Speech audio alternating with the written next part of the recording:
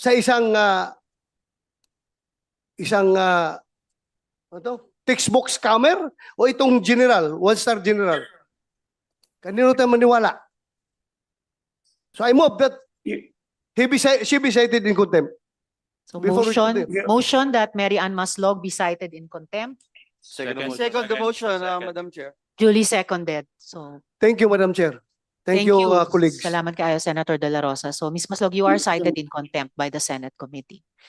Your Honor, General Macapa, so kayo po yung pinaniniwalaan namin dito na Yes. nag-volunteer si Ms. Maslog sa inyo dahil meron daw siyang contact kay Attorney David. yes. Bakit naman po tinanggap o pinaunlakan yung pag-volunteer niya? That time hinahabol natin si Alice Guo, Your Honors. Mhm. So wala kaming naka-blank call kami. Nung sinabi niyang yung abogado ay may contact siya, we were hoping na may direct contact na siya doon. Sinasabi na si Alice ay willing to surrender. Paano So- alam yan ni Ms. Maslog na willing to surrender si Guo Huaping? From attorney, yung abogado niya, From Attorney sa abogado David. niya, Your Honors. Tapos, anong sumunod na nangyari? Bakit nakasabay pa si Ms. Maslog sa mga further steps ng law enforcement ng PNP? So ganito po ang nangyari, Your Honors. Let me, if you allow me to continue. Yes, please. Yung first meeting namin was somewhere here in Quezon City sa restaurant. Kausap ko si attorney, pati may isa pang kasamang, I think abogado rin yun, na may Kailan po yun? Early April, I think. Early April. Yes, Summer, nakalimutan ko yung okay. specific. Before itong issue ni Alice. So, yun na yung initial na steps, pero hindi nangyayari na nag-surrender nga si Alice. Instead, lumabas po sila papuntang labas ng bansa. Yes. So from there, kasi naalaman namin na nag-book sila ng flight pabalik ng Pilipinas, that's why we coordinated immediately doon sa BI. Mhm. So, Pero yun yung flight nila na hindi natuloy, pabalik. yes po, nag-book And sila then? ng flight pabalik na walang sumakay. Mhm. So from there, nag-coordinate kami sa counterparts namin sa Singapore. Mhm. So from there, na-trace natin kung saan sila nakatira sa Singapore. At lahat ng movement na subaybayan na namin through our counterparts. Mhm.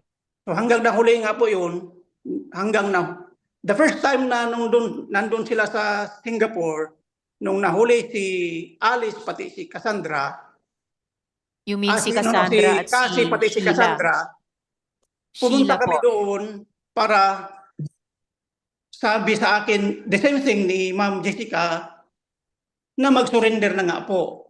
Sa However, Indonesia po yun. yes na po, sa nahuli Indonesia sila. kami pumunta. Anong However, nangyari?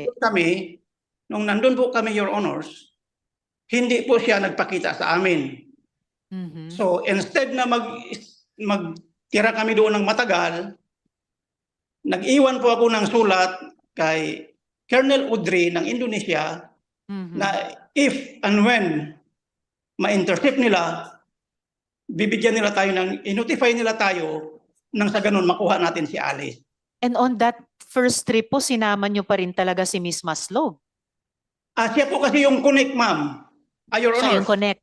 Siya Quick po yung question connect initially kasi Opo, please stand by, County General. Quick question kay Mayor Kalugay. IG din po kayo dati, di ba, Mayor? Opo, Your Ma'am Chair. Magkakilala po kayo ni General Macapaz? Hindi na po, Hindi. Your Honor. So, kayo ba yung nag-coordinate nitong trip ni na Ms. Maslog, General Macapaz para kontakin si Guo Huaping dun sa Indonesia? Hindi po, Your Honor. General Macapaz, kilala niyo po ba si Mayor Kalugay? hindi po. IG din po siya dati. Personally, Your Honor, hindi ko po siya kilala. At Hindi personally. nalaman ko lang po na dati siyang IG Mm. noong pumutok na po itong issue with Alice Guo. Okay. So, yes, SP Pro Tempore. Thank you, Madam Chair. General, bakit mo masyadong pinagkakatiwalaan tong si Mary Ann Maslog? Yes, sir. Kasi po, from her statement, may direct contact siya kay attorney ng hinahanap natin. So, we believe na positibo yung ibibigay niya na informasyon dahil may abogado siyang kausap. Ang kausap niyang abogado po ay abogado mismo ng hinahanap natin. So dahil doon nagtiwala ka na kaagad dito sa kay Marian Maslog. Tama? Yes, sir. Yes, sir. Okay. Yung una naming punta. Ang sabi ni Marian Maslog, ang pagkakilala mo raw sa kanya ay si Jessica Francisco. Hindi mo raw siya kilala as Marian Maslog. Tama ba? Yes, sir.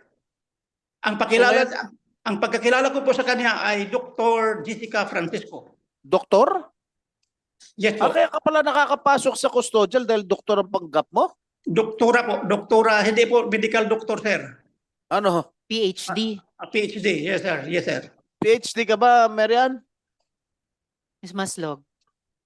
Yes, Your Honor. Oh? PhD saan? Pagkasinungaling? Clinical Ha? Sa? PhD sa clinical psychology po. Clinical psychology. psychologist. Oh. Oh, General. So Yes, sir.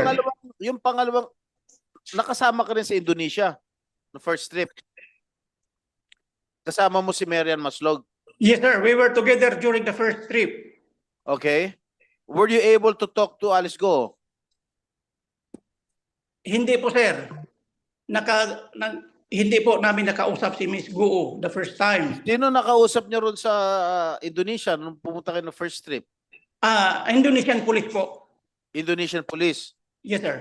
What were you talking about? You whereabouts ni Alice Go? Yes po. Opo. Who authorized you to go there to Indonesia? We were authorized by our secretary DILG po dahil hinahanap na po namin. Secretary Abalos. Opo. So Meron the po kami. first trip wala nangyari sa inyo. Yes, sir. Hindi po nagpakita sa amin. Okay. Kailan kayo bumalik? If I may interject muna, SP Pro Temp. Nung first trip nyo doon, General, pinakilala nyo ba talaga si Miss Maslog at yung Indonesian police sa isa't isa? Yes, we introduced her to our counterparts ng mga policeman doon sa Indonesia po.